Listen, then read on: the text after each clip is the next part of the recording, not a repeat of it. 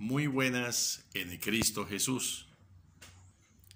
Siguiendo con el tema que estamos tratando, en base a las razones por el cual debemos leer la palabra de Dios, hoy seguimos con una expresión muy importante que está dentro de esa utilidad de la lectura de la palabra de Dios, que es corregir. Y al hablar de corregir, nos estamos refiriendo a la disciplina de Dios. ¿Por qué? Porque ustedes saben, y es bíblico, que Dios es un ser permanente. Dios es un ser de orden. ¿Cuál sería el concepto de la disciplina que Dios tiene para nosotros? Y podría responder que es la respuesta de amor de Dios, que quiere que nosotros cada día seamos más santos.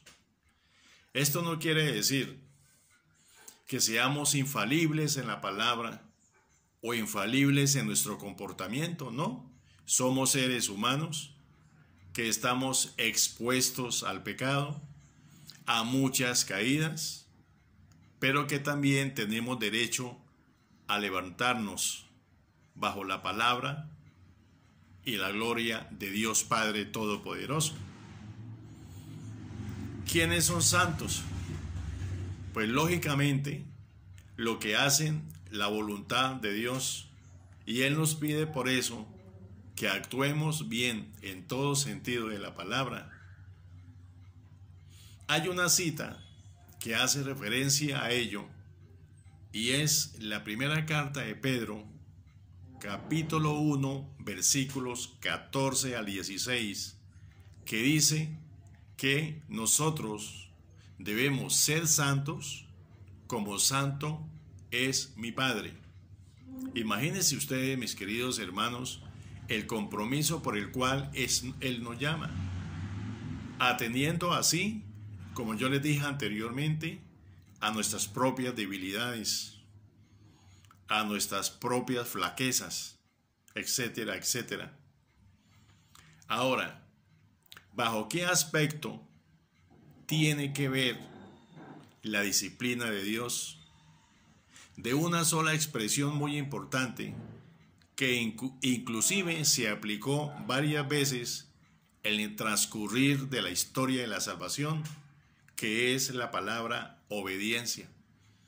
Nosotros le debemos al Señor precisamente la obediencia, porque si no, como ustedes lo han manifestado, lo han visto y lo han oído, la desobediencia viene a traer como consecuencia problemas de perdición, problemas de enajenación de nuestra propia personalidad y la pérdida de valores, etcétera, etcétera.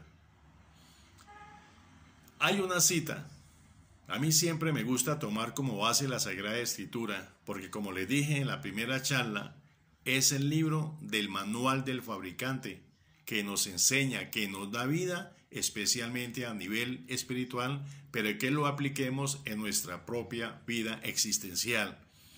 Y esta cita es en Mateo capítulo 18, versículo 15 al 18, que vamos a leer en este momento. Y nos dice, trata sobre la corrección fraterna y la potestad de la iglesia. Y mire lo que dice. Si tu hermano ha pecado contra ti, ve y repréndelo a solas. Si te escucha, habrá ganado a tu hermano. Pero si no te escucha, toma todavía contigo uno o dos, para que toda causa sea decidida por la palabra de 2 o 3 testigos.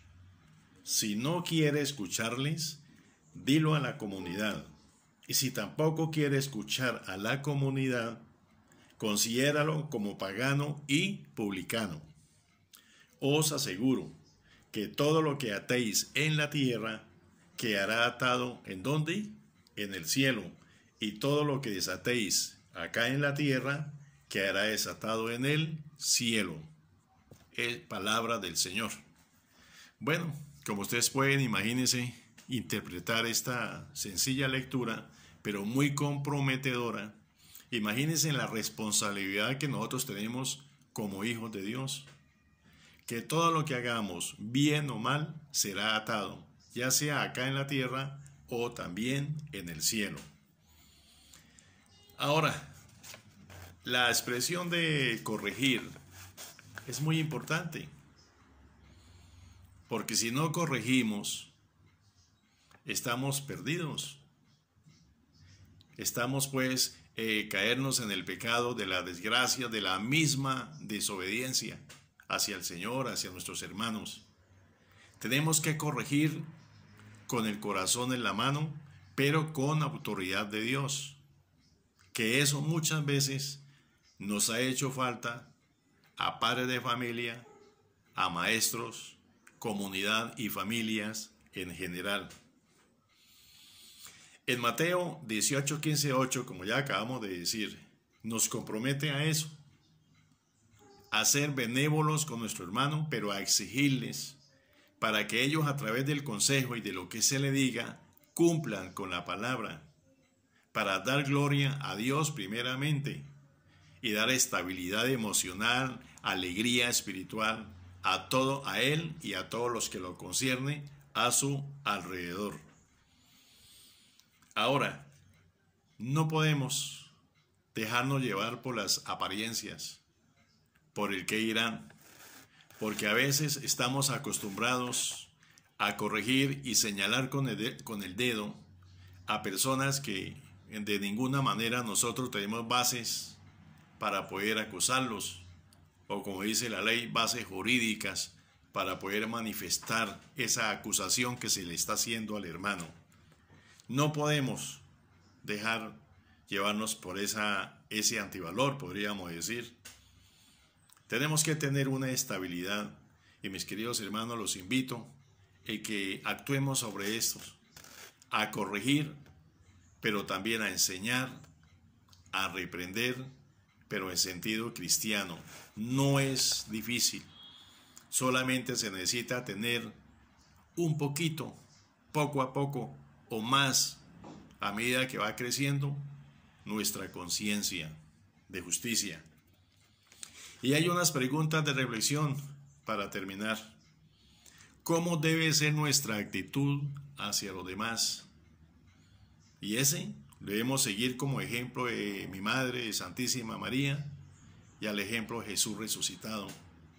Tener bondad, tener prudencia, tener humildad, ser consciente de que aunque seamos pecadores, nos podemos equivocar, pero ver siempre en el hermano el rostro y la presencia de Cristo resucitado. Es tan importante, por eso la Biblia yo digo que es muy, muy esencial en nuestra vida, sobre todo en el campo espiritual. A medida que nos adentramos a ella, vamos conociendo mejor a Dios y mejor a quienes nos rodean. Y nosotros mismos vamos tomando conciencia quiénes somos y hacia dónde vamos. En segundo lugar, no podemos formar y no podemos educar si no hay testimonio de vida, si no manifestamos lo que realmente somos, porque uno educa o forma, lo digo como maestro, no con la apariencia, sino con nuestra vida existencial, buena, que sirva de ejemplo a los hijos. A veces, no a veces, bueno, siempre. Enseña más con el hecho, con el testimonio de vida, que con las mismas palabras. ¿Por qué? Porque los muchachos y las muchachas hoy en día, eso es lo que permanentemente están viendo y están obrando de acuerdo a la actitud de los papás, de acuerdo a la sociedad misma. Entonces, esto hay que tener en cuenta. Ahora, con esto no quiere decir que seamos santurrones. La palabra de Dios aplicada al medio humano es sumamente importante, más aún cuando realmente equilibramos lo que se piensa, lo que se dice y lo que se hace. No es fácil, mis queridos hermanos, pero sí podemos trabajar sobre ellos. Y por último, ¿a qué nos lleva esto? ¿A qué nos lleva? Al arrepentimiento y a conocer la verdad. Acá hay una cita, hay dos citas y me limito a la primera, que se refiere al arrepentimiento y dice en Mateo 4:17, vamos a buscar aquí Mateo 4:17, dice lo siguiente, no se me vaya a perder, dice, desde entonces comenzó Jesús a predicar y a decir, convertíos porque el reino de Dios está cerca. Claro que no olviden, mis queridos hermanos, que el reino de Dios ya está en nosotros, en medio de nuestro corazón, de nuestro ser. Lo importante aquí es que a pesar de las caídas y de las inconveniencias de la vida, nos levantemos y tratemos de mejorar siempre.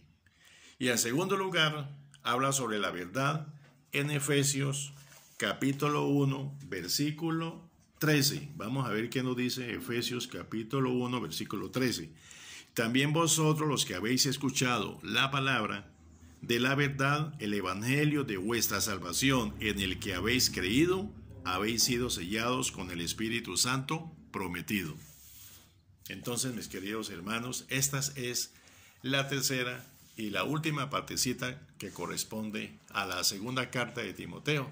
No olvidar, hay que colocar en práctica la palabra de Dios y de una manera congruente, para no pecar en misticismo, para no pecar en una religiosidad malsana. Si realmente nosotros no la leemos y la aplicamos, ¿cómo? Con nosotros mismos y con nuestros propios hermanos. Y fíjense ustedes que los resultados van a ser eficientes, van a ser positivos. Se lo digo por la experiencia y por todo el caminar que el Señor me ha puesto a través de mi vida existencial, tanto en el trabajo como en la parte familiar y en la sociedad en general. Gracias por oírme, mis queridos hermanos. Unos saludos muy cordiales y que el Señor y la Virgen me los bendiga. Amén.